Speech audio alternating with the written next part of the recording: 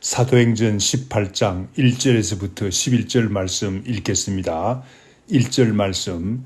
그 후에 바울이 아덴을 떠나 고린도에 이르러 아굴라라 하는 본도에서 난 유대인 한 사람을 만나니 글라우디오가 모든 유대인을 명하여 로마에서 떠나라 한 고로 그가 그 안에 브리스길라와 함께 이달리아로부터 새로 온지라. 바울이 그들에게 가매 생업이 같으므로 함께 살며 일을 하니 그 생업은 천막을 만드는 것이더라. 안식일마다 바울이 회당에서 강론하고 유대인과 헬라인을 권면하니라. 실라와 디모데가 마게도니아로부터 내려오매 바울이 하나님의 말씀에 붙잡혀 유대인들에게 예수는 그리스도라 밝히 증언하니 그들이 대적하여 비방하거늘 바울이 옷을 털면서 이르되 너희 피가 너희 머리로 돌아갈 것이요 나는 깨끗하니라. 이후에는 이방인에게로 가리라 하고 거기서 옮겨 하나님을 경외하는 디도 유스도라 하는 사람의 집에 들어가니 그 집은 회당 옆이라. 또 회당장 그리스보가 온 집안과 더불어 주를 믿으며 수많은 고린도 사람도 듣고 믿어 세례를 받더라. 밤에 주께서 환상 가운데 바울에게 말씀하시되 두려워하지 말며 침묵하지 말고 말하라. 내가 너와 함께 있음에 어떤 사람도 너를 대적하여 해롭게 할 자가 없을 것이니 이는 이 성중에 내 백성이 많음이라 하시더라. 1년 6개월을 머물며 그들 가운데서 하나님의 말씀을 가르치니라. 아멘.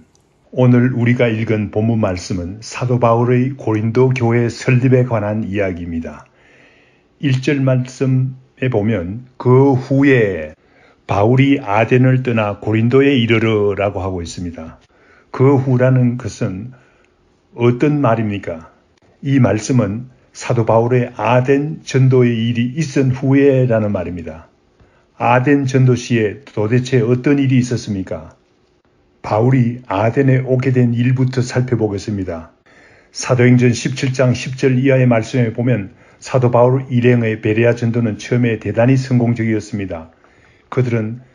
베레아 사람들은 간절한 마음으로 말씀을 받고 또한 이 말씀이 그런가 하여 날마다 성경을 상고하였다고 합니다. 베레아 성도들의 성경 말씀을 공부하는 태도는 정말 좋습니다. 우리가 배울 점이 많습니다. 이러한 귀한 전도가 일어났는데 그러나 데살로니가에 있는 유대인들이 몰려와서 무리를 움직여 소동을 일으켰습니다. 그래서 바울은 실라와 디모데를 남겨두고 홀로 도망치듯 베레아를 벗어나야 했습니다. 바울이 아덴에 왔습니다. 우상이 가득한 것을 보고 격분하였다고 합니다. 철학자들과 쟁론도 하며 설교를 했습니다. 사도 바울이 아덴에서 행한 유명한 설교가 있습니다. 사도행전 17장 22절에서부터 31절에 나오는 유명한 설교입니다. 아덴 사람들을 향한 명설교입니다. 그러나 바울의 아덴 전도는 처참하게도 무너질 수밖에 없었습니다. 이 설교가 끝나고 어떤 사람들은 바울의 메시지에 조롱도 하며 냉담한 반응을 보였습니다. 그래서 바울은 아덴을 떠날 수밖에 없었습니다. 바울은 아덴 전도에서 단지 몇 사람의 신자를 얻는 열매밖에 얻을 수가 없었습니다. 바울의 아덴 전도의 패배감으로 인한 심정을 바울은 고린도전서 2장 3절에서 다음과 같이 밝히고 있습니다. 내가 너희 가운데 거할 때 약하고 두려워하고 심히 떨어너라 하고 했습니다. 바울은 이러한 심정으로 아덴을 떠나 고린도에 이르렀다고 말하고 있습니다. 한편 고린도는 어떤 곳입니까? 아덴이 학문과 예술이 고도로 발달한 전통적인 도시라면 고린도는 상업과 무역으로 부흥한 신흥도시입니다. 고린도는 아가야 지방의 수도였습니다. 역사적인 기록에 의하면 그 당시 고린도의 인구가 60만이었는데 이 중 3분의 2가 노예였고 3분의 1에 해당하는 20만 명만 자유인이었습니다. 또한 고린도는 도덕적으로 문란한 도시였습니다. 그 당시 고린도에는 사랑의 여신이라는 아프로다이트라는 신전이 있었습니다. 그 신전에는 1,000명의 창녀들이 있는 곳이었습니다. 그러니 고린도가 얼마나 성적으로 문란했겠습니까? 그래서 그 당시에 이런 말이 있었다고 합니다. 고린도와 같이 된다라는 말이 있는데 이는 성적으로 문란해서 방탕하게 된다는 말이라는 말입니다. 고린도는 이와 같이 전도하기 힘든 곳이었어요. 그런데 바울이 고린도에 도착했습니다. 전도하기 위해서 도착했습니다. 바울이 아덴 전도의 패배감으로 인한 두려움도 있었지만은 고린도가 전도하기 어려운 것이었기 때문에 두려워하기도 했을 줄 압니다. 그래서 내가 너희 가운데 거할 때 약하고 두려워하고 심히 떨어느라고 고백했는 줄 믿습니다. 본문 말씀 2절에서 4절 말씀에 보면 그런데 하나님의 섭리 가운데서 바울은 아굴라와 브리스길라라는 귀한 부부를 만나게 됩니다. 그로 인해서 바울의 고린도 전도는 뿌리 내리고 견고하게 됩니다. 바울은 고린도에서 1년 6개월을 머물며 하나님의 말씀을 가르쳤다고 11절 말씀에서 밝히고 있습니다. 바울은 약하고 두려워하는 마음으로 고린도 전도를 시작했지만은 브리스길라와 아굴라를 만남으로 인해서 1년 6개월을 머물며 전도하는 귀한 전도의 열매를 맺게 된 것입니다. 아굴라와 브리스길라는 어떤 부부입니까? 먼저 남편인 아굴라가 유대인이라고 합니다. 아마도 아굴라가 유대인이었다는 사실은 바울과 아굴라를 만나서 특별한 관계로 발전되는 좋은 이유가 아니겠습니까? 원래 아굴라는 본도에서 난 디아스포라 유대인이었습니다.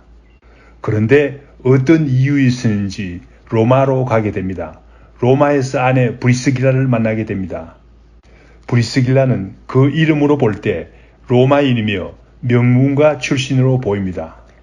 그들은 결혼해서 로마에 살고 있었는데 그 당시 글라우디오 황제 시절에 유대인들이 로마에서 소동을 일으켰습니다. 그로 인해서 로마에 거주하는 유대인들을 전부 추방한 황제의 명령이 있었습니다. 브리스길라는 로마인이었지만 남편인 아굴라가 유대인이었기 때문에 할 수 없이 남편 아굴라를 따라서 추방당하여 고린도에 오게 된 것입니다. 아굴라가 유대인이었다는 사실 외에도 바울과 아굴라 부부가 특별한 친분 관계를 가질 수 있었던 이유는 3절 말씀에 나옵니다. 생업이 같았다고 합니다. 바울과 아굴라가 다 같이 천막 만드는 일에 종사하고 있었습니다. 매일 같이 일하게 된 것입니다. 그러니 특별한 관계로 발전할 수밖에 없지 않겠습니까? 아굴라와 브리스길라가 바울을 만나기 전에는 그리스도인이 아니었을 것입니다. 왜 그렇습니까? 그들이 성도였다는 말도 없고 제자였다는 말도 없습니다. 그러나 브리스길라와 아굴라가 바울의 사역을 돕고 친교를 나누면서 진실한 그리스도인이 된 것으로 보입니다. 그들은 말씀에 관한 지식이 빠른 성장을 하게 되는 것을 볼 수 있습니다. 브리스길라와 아굴라가 에베소에 있을 때 아볼로라는 언변이 좋고 성경에 능통한 사람이 있었습니다. 그러나 아볼로가 좀 부족한 부분이 있었는데 이때 브리스길라와 아굴라가 조용히 데려다가 하나님의 도를 더 정확하게 풀어서 가르쳤다고 합니다. 18장 26절 말씀에 나오죠. 이러한 성경 말씀에 비춰볼 때 아굴라와 브리스길라는 바울을 만나기 전에는 그리스도인이 아니었지만 빠른 진리의 말씀에 성장이 있음을 알 수 있습니다. 이들 두 부부에 관한 신약 성경에 총 6번의 이름이 언급되고 있습니다. 그 중에서 4번이 아내의 이름이 먼저 나옵니다. 브리스길라와 아굴라라고 말합니다.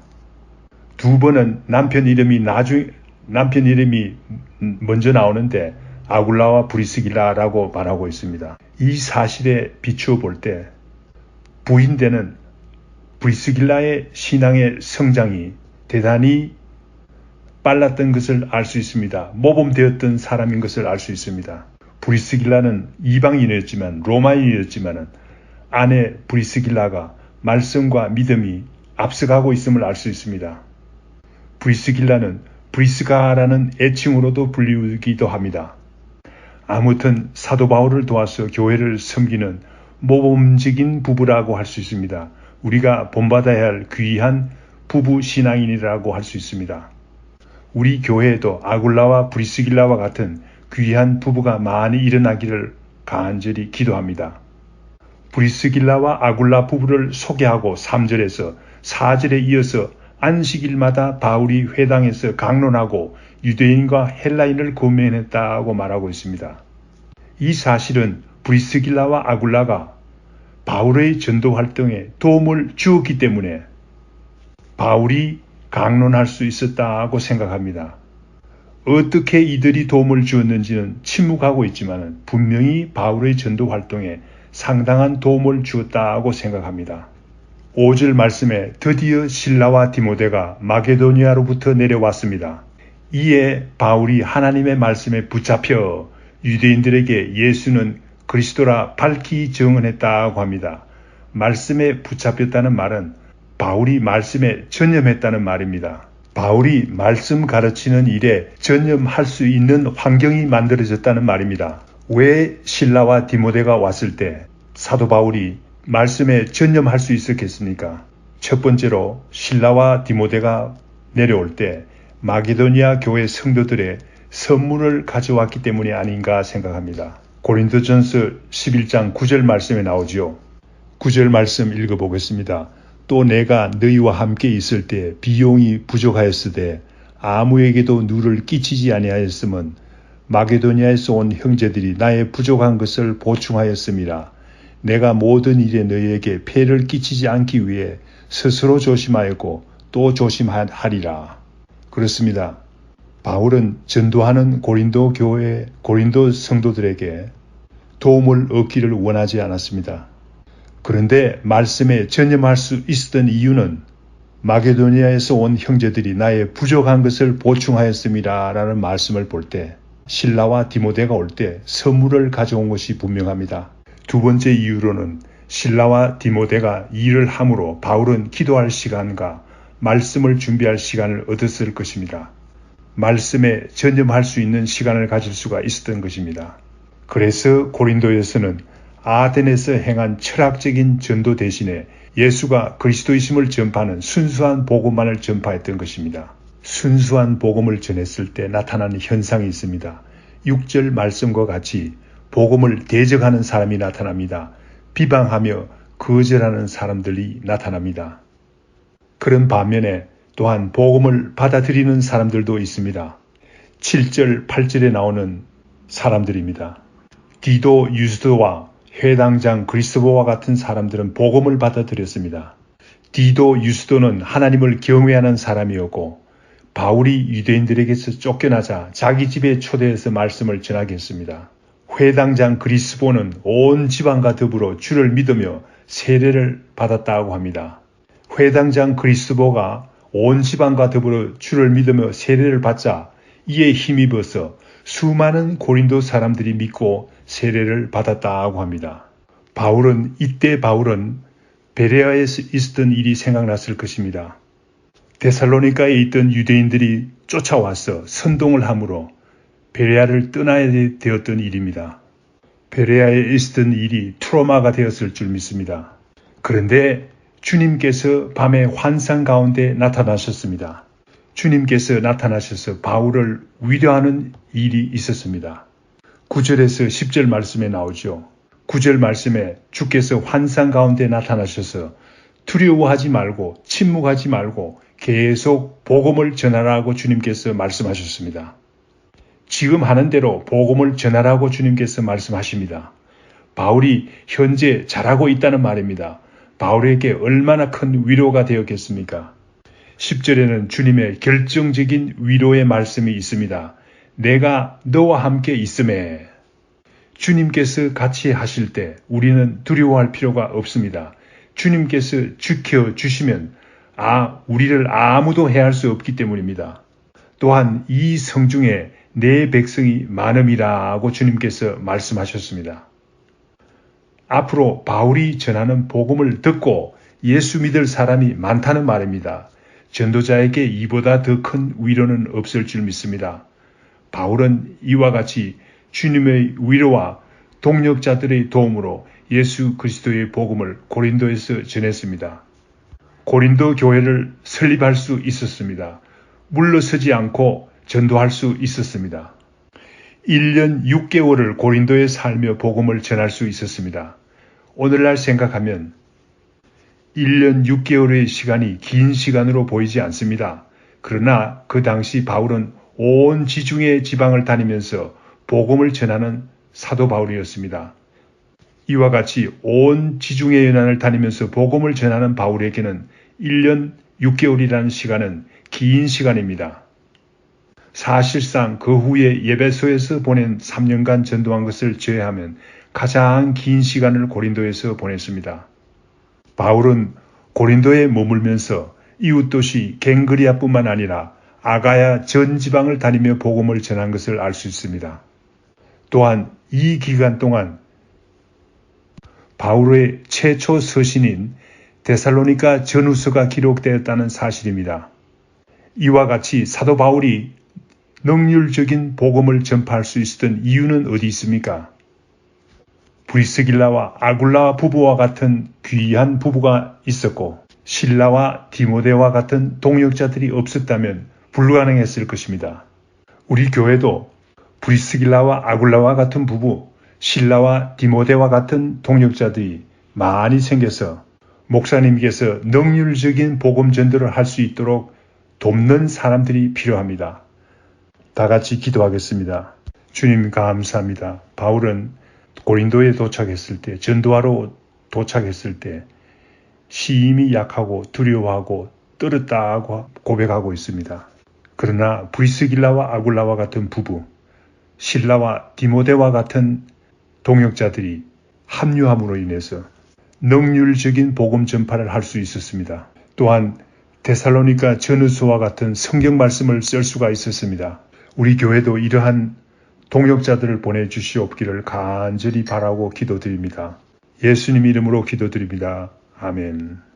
하늘에 계신 우리 아버지여, 이름이 거룩히 여김을 받으시오며 나라의 임하옵시며 뜻이 하늘에서 이룬 것 같이 땅에서도 이루어지이다.